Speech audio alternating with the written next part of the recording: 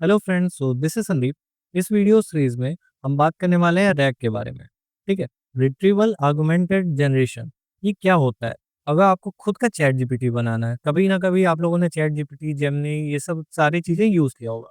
तो अगर आपको खुद का चैट जीपीटी बनाना है तो रैग उसके लिए सबसे इंपॉर्टेंट है। ठीक है। आपको कोई भी एलएलएम मॉडल्स, ये सारी चीजों का यूज करके, या फिर आप अपनी कंपनीज के लिए कोई भी चैट जीपीटी टाइप बॉट्स बनाना चाहते हैं जो कि आपके कंपनीज के डेटाबेस के थ्रू जा सकें एंड उसके रिलेटेड आंसर कर सके, जैसे अमेज़न का है, फ्लिपकार्ट का है, ये सारी चीज़ें।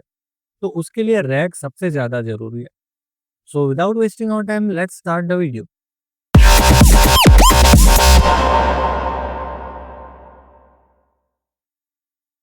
सो पहले बात कर लेते हैं कि रैग इंपॉर्टेंट क्यों है। आज के टाइम में जो भी कंपनीज़ है, लाइक 100% ऑफ द कंपनी जो कि एआई पे वर्क करती हैं, उसमें से mainly 80% of the company rag implement ज़रूर करती हैं। ओके, 80%, ये एक छोटा नंबर नहीं होता। ठीक है। 80% of the company uses RAG. Okay. So हमेशा की तरह इस वीडियो में हम स्टार्ट करेंगे विथ रैग। रैग क्या होता है, रैग के एडवांटेजेस क्या है, रैग कैसे वर्क करता है। ठीक है। ये सारी चीजें देखेंगे। देन उसके बाद ये डायग्राम जो है, ये रैग का पूरा वर्किंग है। ओके। उसके बाद मैं ये सारी चीजें समझाऊंगा। ये स्पेसिफिक वीडियो बनाऊंगा, उसमें अच्छे से समझाऊंगा भाई, ये टर्म्स, ये सारी चीजें, ब्लॉग डायग्राम, आपको रटने की जरूरत नहीं पड़ेगी। ये क्या होता है, कैसे इसकी वर्किंग काम करी, ये सारी चीज़ें आपको समझ में आ जाएगी।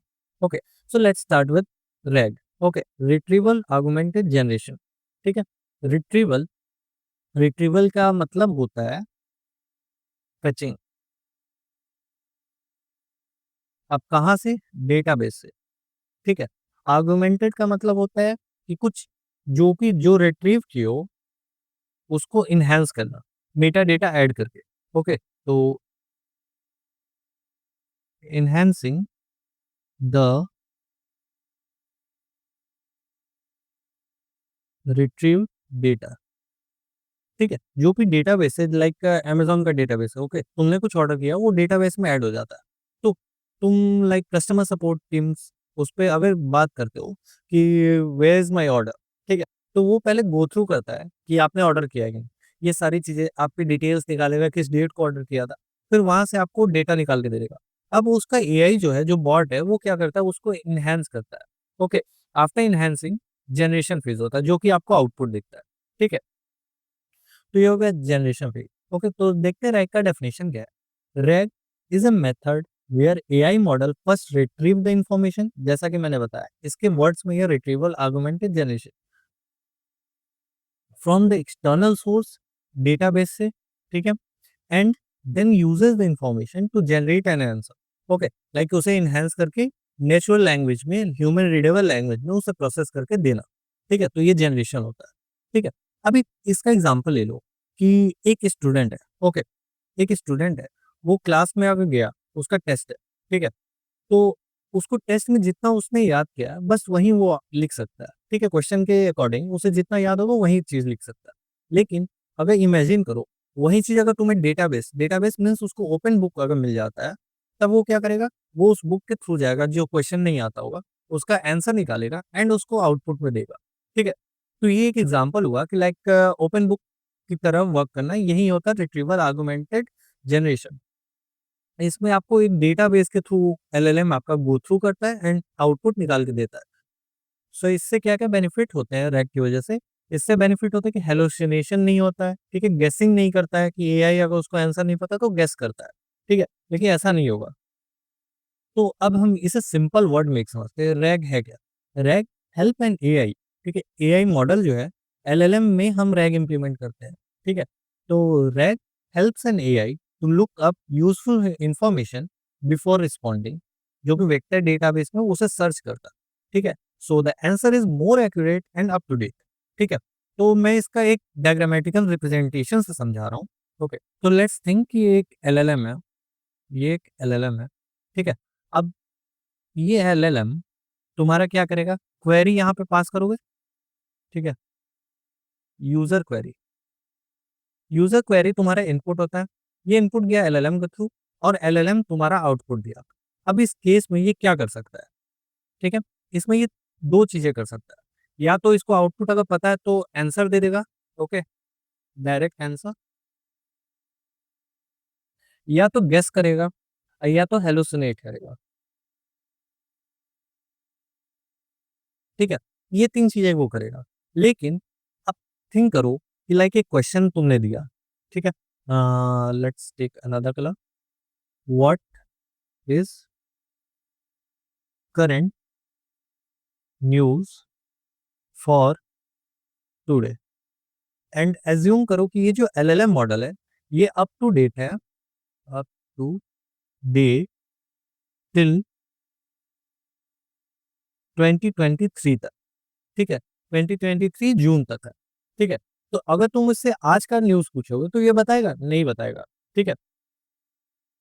2025 पे ये न्यूज़ नहीं बताया। तो अब इसको बस एक लिंक कर दो एक वेबसाइट से, वेब टूल्स इसके लिए आते हैं, तो वेब टूल्स से लिंक कर दो, तो ये क्या करेगा यहाँ से कॉन्टेक्स्ट फेच करेगा और तुम्हें आउटपुट देगा, ठीक है? As per your queries. और इसमें क्या करेगा, ये पहले रिट्रीव करेगा इस डेटाबेस से, इस वेब टूल से, उसको फिर तुम्हारे क्वेश्चन के रिगार्डिंग आर्गुमेंट करेगा, मीन्स लाइक उसे फ्रेम करेगा, ठीक है? मेटा डेटा ऐड कर देगा उसमें और जनरेट करके तुम्हें आउटपुट दे देगा नेचुरल लैंग्वेज में।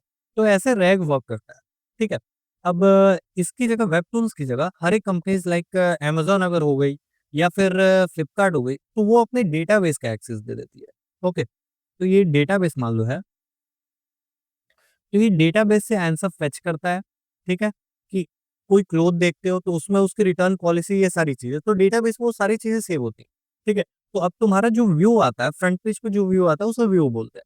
तो उसमें डेटाबेस से फेच करता है एंड रिटर्न पॉलिसी ये सारी चीज़ें लिख के दे देता है, ओके? तो ये एलएलएम तो कॉमन है सबके लिए, ये एक एआई है, ठीक है? इस एलएलएम को अगर हम किसी डेटाबेस, किसी एक्सटर्नल इन्फॉर्मेशन सोर्स दे दें, जो कि बस उससे ही रिलेटेड आंसर कर पाए, तो इसे रैग बोलते हैं, ठीक है?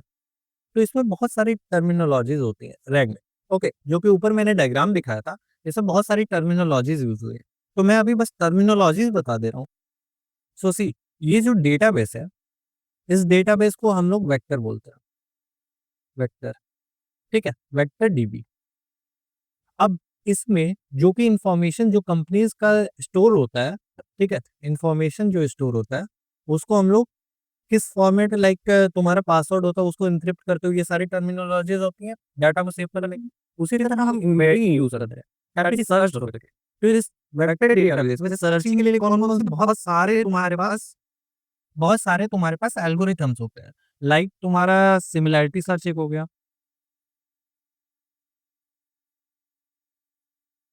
ठीक है? कोसाइन सर्च हो गया, कोसाइन सिमिलैरिटी सर्च,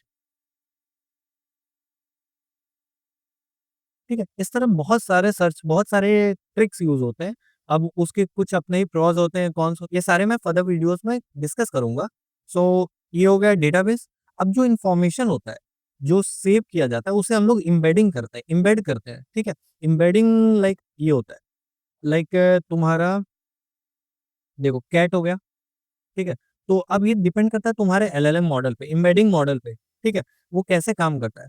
तो अब कुछ कुछ होते हैं कि वो 3 इंडेसेस में तोड़ते हैं लाइक 0.25 0.33 0.2, कुछ होते हैं 222 में तोड़ देंगे, कुछ होते हैं 2 में तोड़ देंगे, ये सारी चीज़ें। तो उसे एम्बेडिंग बोलते हैं। अब इस एम्बेडिंग